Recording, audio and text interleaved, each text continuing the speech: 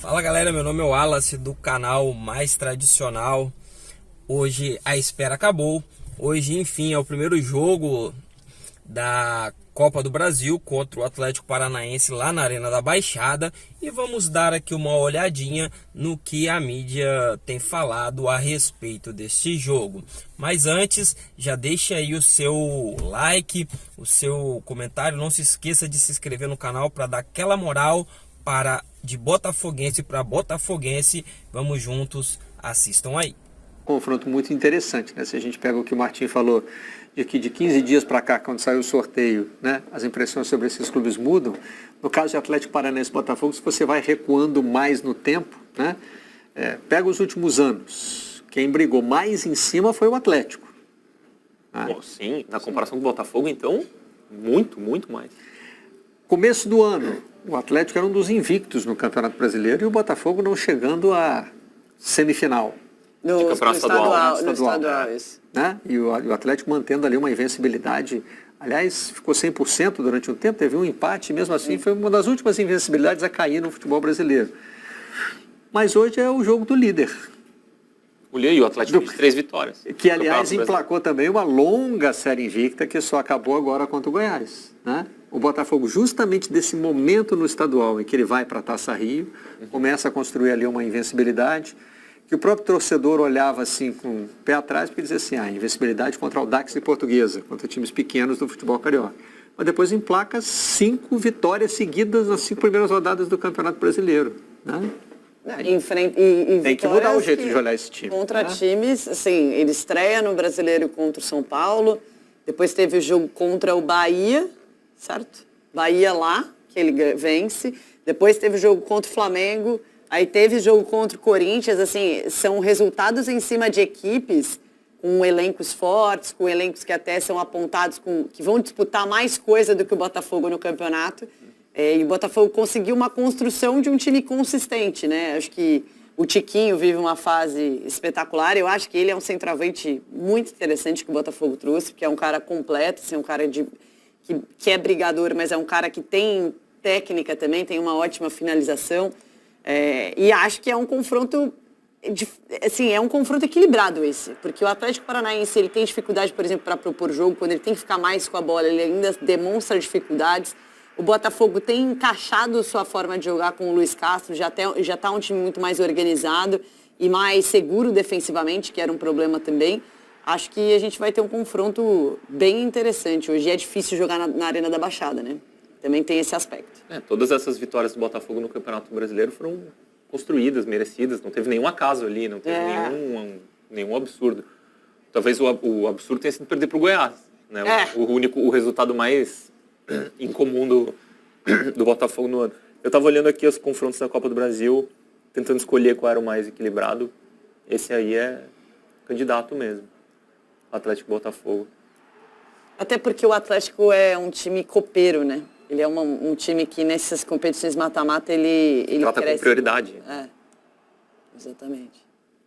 E enfim, é um time que tem uma continuidade de elenco também. Aquilo que a gente estava falando do Palmeiras, né? Que conseguiu manter o elenco do Atlético já no ano passado conseguiu manter algumas peças e para esse ano o que se falou que assim, a grande contratação, entre aspas, do Atlético foi conseguir manter as suas peças. O Vitor Roque, eu não sei se termina a temporada aqui, talvez não. Mas é um cara que é um mérito manter. O cara fez gol decisivo em semifinal Teve um ataque do mercado ao elenco do Atlético e não saiu ninguém. E o Vitor Roque chamou a nossa atenção aqui na época da convocação da seleção brasileira sub-20 para o Mundial, porque a sensação de que a gente tinha era de que o Vitor Roque, que foi um dos principais jogadores do Sul-Americano, ao lado do Andrei, né, do Andrei Santos, que agora está depois o Vitor Roque voltando para o Chelsea, convocado para a seleção principal, né? Chegou a jogar na seleção principal, no amistoso contra o Marrocos. E o Andrei também, né? Os dois, aliás. Também. Né? Sim. E a gente tinha a sensação de que o Atlético ia continuar botando o garoto na vitrine internacional. Né? Mas preferiu mantê-lo para jogos importantes aqui. Decisão é difícil, né? Tudo tem que ser bem acordado com o jogador, enfim, né? Para não frustrar expectativas. Mas eu acho difícil o Vitor Roque terminar a temporada aqui, né? É possível que ele, no meio da janela, nessa próxima janela, já tenha saído. Ou então, eu acho que no máximo, em tese, ele termina essa temporada e na próxima ele sai. Aqueles acordos assim, né? Ó, vou vender, mas vou entregar no futuro. Né? Se o Atlético estiver brigando ali ainda. E para o Atlético ele é um jogador assim, muito importante, né? É difícil abrir mão. Eu acho que essa é a questão de competição sub-20, assim, quando você pega um cara que já é protagonista no principal. O Vitor Roque já é protagonista no time principal do Atlético Paranaense. O Vitor Roque, que no ano passado começou a ganhar oportunidades e foi decisivo numa semifinal de Libertadores, né? Então, assim, é um cara que não sente também peso de jogo importante. Para o amadurecimento dele também acho que estar no Atlético jogando competições como Copa do Brasil, Brasileiro, Libertadores, também dá um amadurecimento para ele como jogador. Então, eu estou recebendo aqui de um amigo alvinegro que pratica o botafoguismo, aquele jeito... típico. Aquele jeito tenso, preocupado de ver as coisas, que agora que a gente vai ver se o Botafogo do Luiz Castro tem garrafa vazia para vender. Porque vem uma sequência aí de Atlético Paranaense, Fluminense pelo Brasileiro e depois, no meio de semana que vem, Sul-Americana, né? Sul-Americana. Sul-Americana com uma vantagem que precisa ser recuperada nesse grupo. O Botafogo não conseguiu vencer a LDU. Né? Joga contra a LDU fora, né? E aí pode virar a decisão do grupo. Mas é por isso que é importante o ajuste de expectativas, né, Barreto? Porque nem tanto ao céu, nem tanto ao inferno. Nem tudo estava errado quando o Botafogo não se classificou para a semifinal do Campeonato Carioca e nem tudo está absolutamente certo porque é líder do Campeonato Brasileiro. É um time que tem um elenco... Desde o ano passado a gente falava isso e acho que o torcedor botafoguense também notou, né? O torcedor botafoguense que se acostumou a ver times, né, com 1 zilhão de contratações em um time que não conseguia ser competitivo dentro de campo, no ano passado formou um time que foi competitivo, que dentro da sua proposta de não sofrer no Campeonato Brasileiro, conseguiu não sofrer. E aí, nesse início de temporada conturbado, já não, tá tudo errado, olha, o Luiz Castro realmente deu para ele e tal, não sei o quê. Agora não, o Luiz Castro tá show, fizeram a fila do pedido de perdão. Então, assim, nem uma coisa nem outra. O Luiz Castro é um ótimo técnico, o elenco do Botafogo é um elenco bom, que ainda também carece de algumas peças, mas é um elenco bom para disputar de meio para cima da tabela, né? Não é um elenco para disputar agora, a parte de baixo. Barreto, teu amigo botafoguense, ele preferia estar em 14º do Campeonato Brasileiro e eliminado da Copa do Brasil? Ou, né? Vamos desfrutar também, né? Vamos nos mas permitir. O botafoguense não tem essa... Quer estar lá em cima, mas duvida até o último minuto. Mas ele está lá. Tem o jeito copo meio cheio de ver as coisas, que é a capa do Meia Hora trabalhando com trocadilhos, né? Como é hábito desse jornal popular, que chama o Botafogo do Luiz Castro de glorioso. Glorioso é o glorioso que é guloso, que está querendo mais, né? Sim, se preparou para isso, contratou jogadores para isso.